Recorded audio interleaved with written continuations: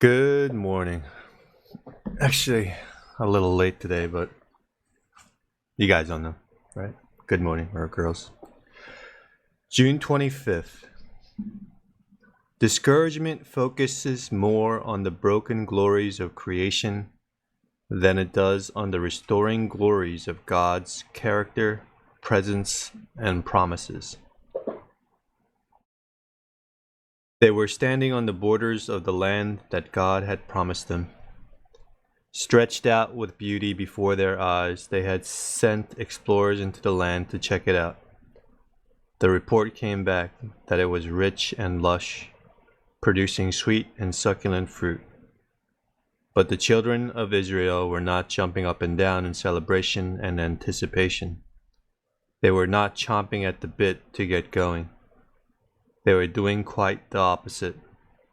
They were digging in their heels and refusing to move at all. They stood there grumbling against the Lord, saying, "Because the Lord hated us, he has brought us out of the land of Egypt, to give us into the hands of the Amorites to destroy us. The people are greater and taller than we. The cities are great and fortified up to heaven." The Bible says that these historical moments, significant times of spiritual evaluation and decision, have been recorded for our example and our instruction because these were people just like us. It was a most wonderful moment of grace in their lives. They were about to be given what they did not deserve and could not earn. Life, rich and full, was on the other side of that border. It was theirs for the taking, because the one who had redeemed them from bondage was not just a deliverer of freedom, he was also a giver of life. They had earned nothing, but they were about to get it all. But they refused. They would not move. It all seemed unrealistic and impossible.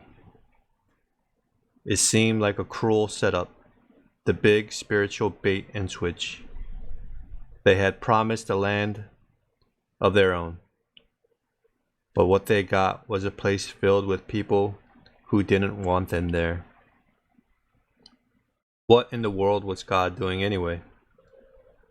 Their disappointed thinking had a fatal flaw in it. What they saw as being in the way of God's plan was actually part of his plan. What caused their faith to weaken was actually God's tool to build their faith. God knows what you too are facing. He sees well the brokenness that is around you. He is not in a panic, wondering how he'll ever pull off his plan with all these obstacles in the way. Don't be discouraged. God has you exactly where he wants you. He knows just how he will use what makes you afraid in order to build your faith.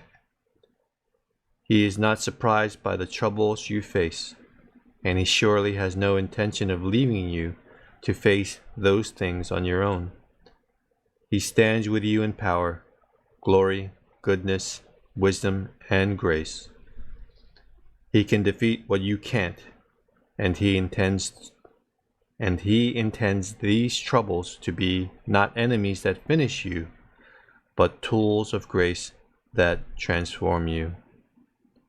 For further study and encouragement, Joshua 1. Joshua 1.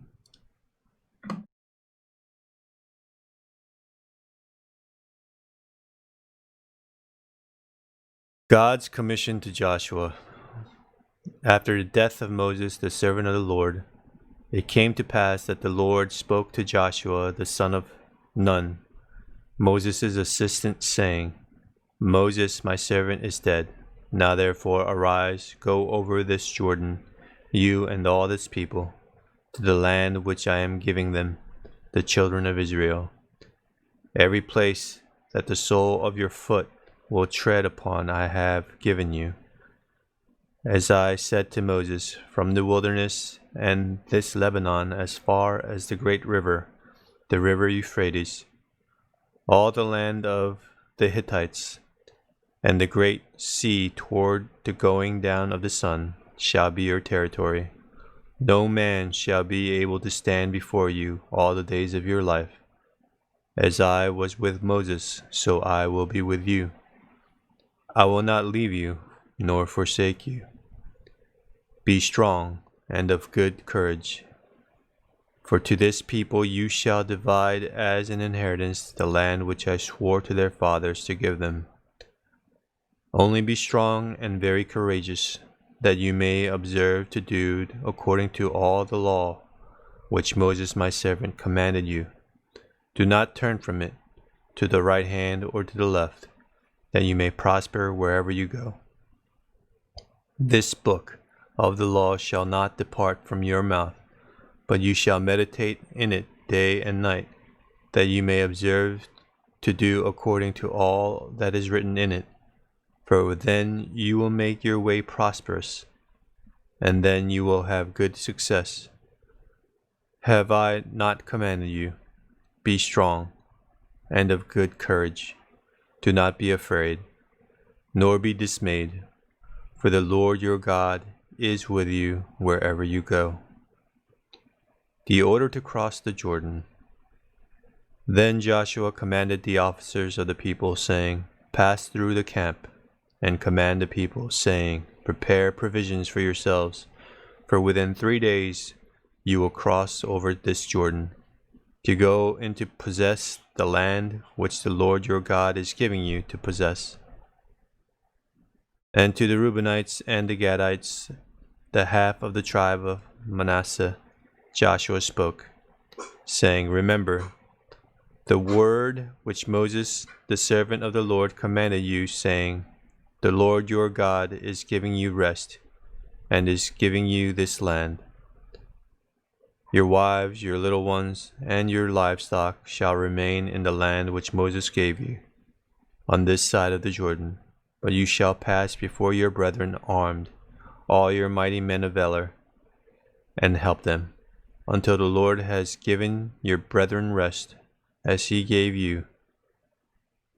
And they have also taken possession of the land which the Lord your God is giving them.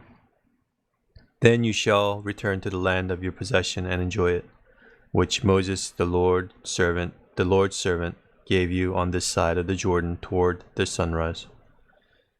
So they answered Joshua, saying, All that you command us we will do, and wherever you send us we will go. Just as we heeded Moses in all things, so we will heed you. Only the Lord your God be with you, as he was with Moses. Whoever rebels against your command and does not heed your words in all that you command him shall be put to death. Only be strong and of good courage. Amen.